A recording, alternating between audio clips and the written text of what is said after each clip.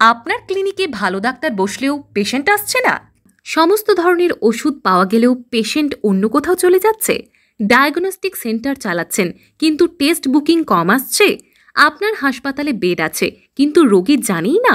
Easy health আপনার সমস্ত স্বাস্থ্য পরিষেবাকে সরাসরি রোগীর কাছে পৌঁছে দেবে।